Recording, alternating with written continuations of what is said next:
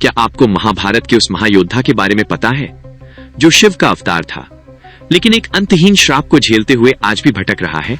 हम बात कर रहे हैं अश्वत्थामा की, जिसकी महागाथा भक्ति से शुरू होकर प्रतिशोध से गुजरती हुई एक अनंत श्राप पर जाकर ठहरती है। इस कहानी की जड़ें गुरु द्रोणाचार्य की घोर तपस्या में छिपी हैं। द्रोणाचार्य एक ऐसा पुत्र चाहते थे जो न केवल शस्त्र विद्या में निपुण हो, बल्कि जिसमें साक्षात महादेव जैसी शक्ति और तेज हो। उनकी भक्ति से प्रसन्न होकर भगवान शिव ने उनके घर पुत्र रूप में जन्म लेने का वरदान दिया। जब बालक का जन्म हुआ तो उसके रोने की आवाज किसी सामान्य शिशु जैसी नहीं, बल्कि अश्व की हिनहिनाहट जैसी थी। इसलिए उसका नाम अश्वत्थामा पड़ा। वो साक्षात शिव के काल और क्रोध का अंशावतार था, और जन्म से ही उसके माथे पर एक दिव्य मणि थी जो उसे हर प्राकृतिक और मानवीय संकट से बचाती थी। अश्वत्थामा का बचपन अभावों में बीता, लेकिन जब द्रोणाचार्य हस्तिनापुर के गुरु बने तो अश्वत्थामा की मित्रता दुर्योधन से हुई।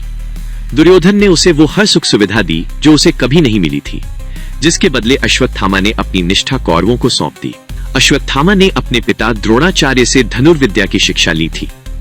जब द्रोणाचार्य अर्जुन को ब्रह्मास्त्र अस्त्र का ज्ञान दे रहे थे, तब अश्वत्थामा ने भी उसे सीखने का आग्रह किया। द्रोणाचार्य ने उसे यह ज्ञान तो दिया, लेकिन वे जानते थे अश्वत्थामा का स्वभाव चंचल और क्रोधी है। इसलिए उन्होंने अश्वत्थामा को ब्रह्मास्त्र चलाने की विधि तो सिखाई, लेकिन उसे वापस बुलाना नहीं सिखाया। ये अधूरा ज्ञान ही आगे चलकर उसके पतन का सबसे बड़ा कारण बना। महाभारत युद्ध के अंत में जब द्रोणाचार्य की छल से हत्या कर दी गई और दुर्योधन अपनी अंतिम सांसें ले रहा था, तब अश्वत्थामा ने प्रतिशोध की। ज्वाला में जलते हुए पांडवों को मारने की प्रतिज्ञा की। आधी रात के सन्नाटे में उसने पांडवों के शिविर पर हमला कर दिया।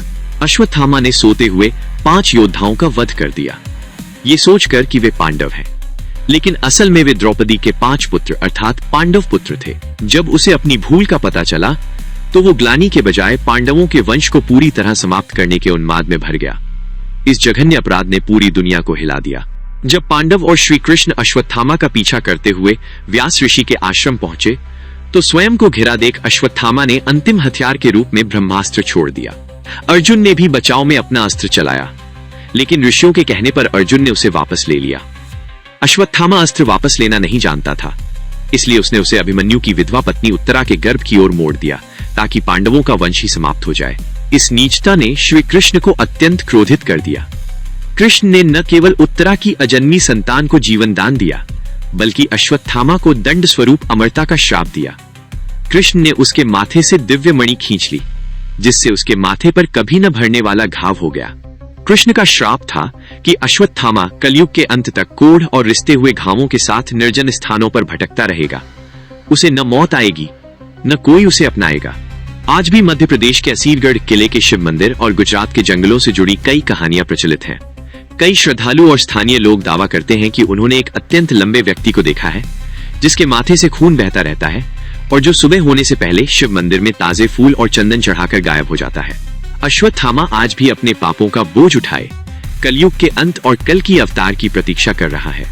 श्राप के बावजूद ये माना जाता है कि उन्हें भगवान शिव के आशीर्वाद का संरक्षण भी प्राप्त है, क्योंकि वे शिव के ही अवतार हैं। इस कथा के बारे में आपका क्या विचार है, कमेंट में बताइएगा, और ऐसी ही सुनी अनसुनी कहानियों को देखने के लिए चैनल को सब्सक्राइब जरूर कीजिएगा। फिर मिलते हैं, तब तक जय श्री राधे कृष्ण।